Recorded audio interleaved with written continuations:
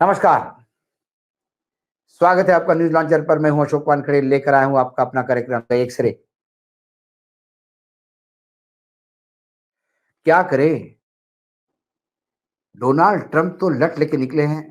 कोई नहीं मिलता तो एक भारत है गरीब गाय पीटते रहते हैं।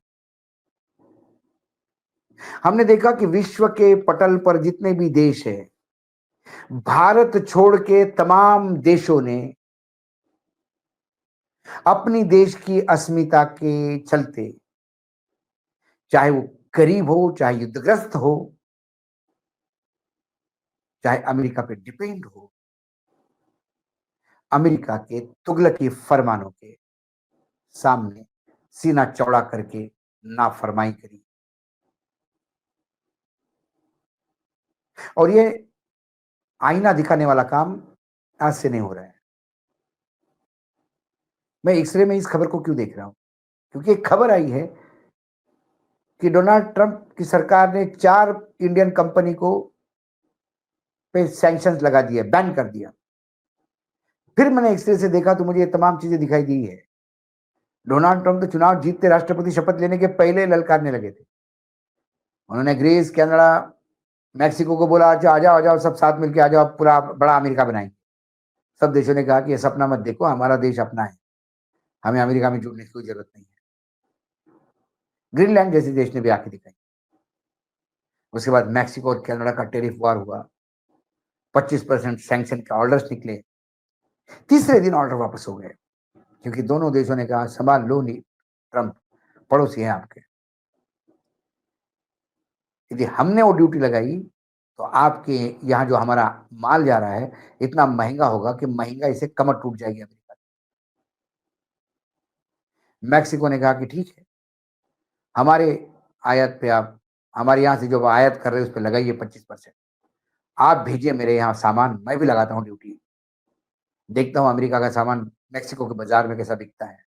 जब आपको ग्राहक ही नहीं होगा तो उन सामान को लेके गोडाउन में क्या करोगे?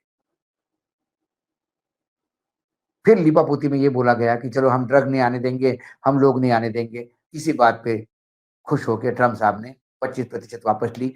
मुख्य कारण ये था कि दोनों जगह की ड्यूटी बढ़ाने से उन देशों ने टाइट कर दिया था।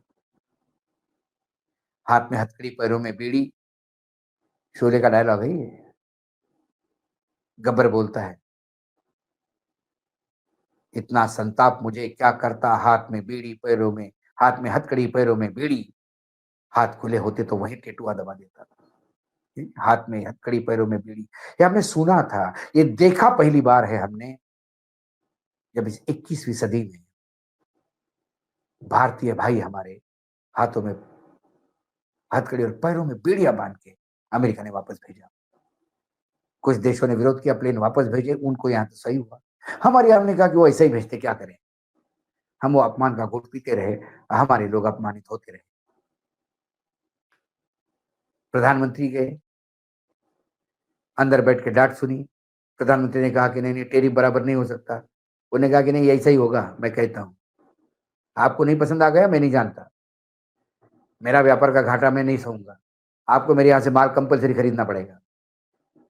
सब खरीदो, तेल खरीदो, हवाई जहाज खरीदो, गैस खरीदो, जो मैं बेचना चाहता हूं सब आप खरीदो। आपको चाहिए नहीं चाहिए बात अलग है।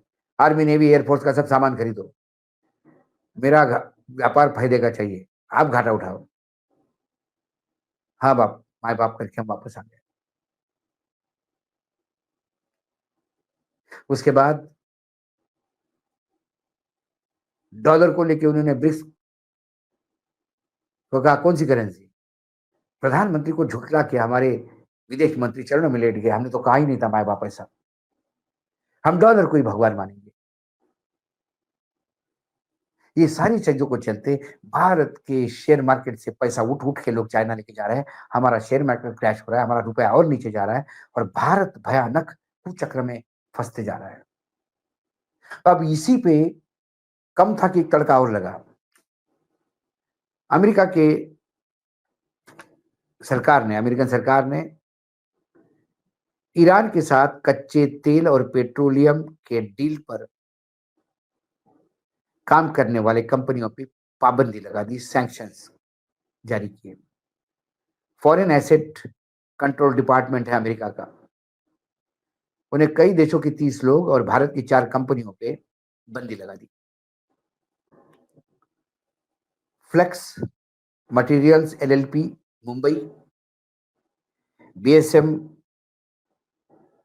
मरीन एनसीआर की कंपनी है, एस्टोनिश एस्टिन शिप मैनेजमेंट प्राइवेट लिमिटेड, ये भी एनसीआर की कंपनी है, और कॉस्मोस लाइंस तंजौर की कंपनी है।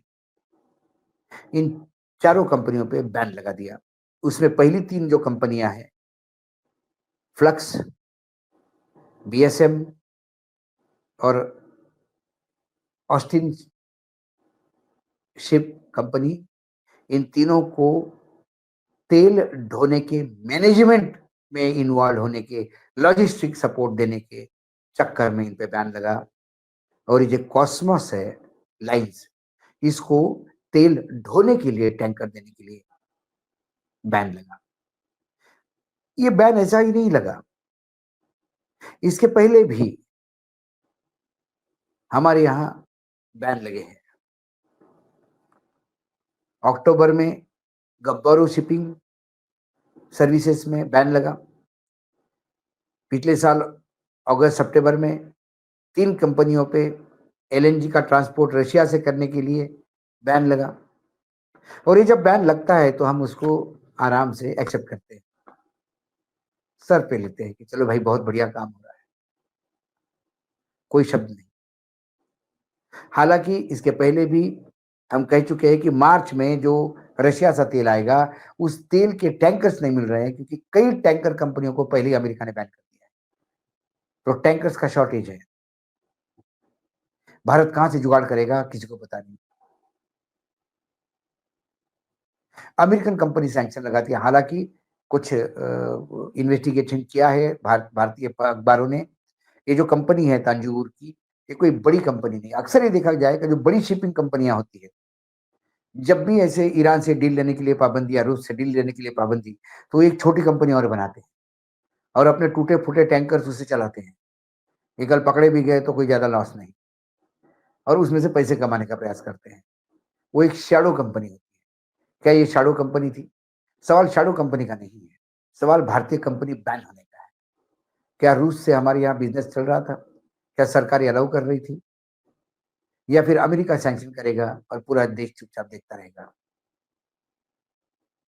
ये तो फ्रांस के ही राष्ट्रपति की औकात है कि जो चलती प्रेस कॉन्फ्रेंस में हाथ पकड़ के बोलते हैं कि झूठ मत बोलो। हमारे यहाँ तो हम सर आंखों पे लेते हैं। जब मैं एक से देखता हूँ कि यदि ऐसी ही दादागिरी अमेरिका की चलती रहे, तो क्या भारतीय कारपोरेट सेक्टर जी पाएगा, या अमेरिकन कारपोरेट सेक्टर के सामने हमें मर्ज होना पड़ेगा? क्या टेक ओवर करेंगे? क्या अमेरिकन बैंक्स भारतीय बैंक को टेक ओवर करेंगी? क्या बड़ी टेलीफोन कंपनी टेक ओवर करेगी? क्या वहां की गाड़ियों की कंपनियां टेक ओवर करेंगी? क्या हम उनकी सब्सिडी बनेंगे? हमारा अपना उद्योग कहाँ जाएगा? आत्मनिर्भर Bharat, stand up Bharat, startup Bharat, digital Bharat, इस भारत के लिए प्रधानमंत्री क्या कर रहे हैं?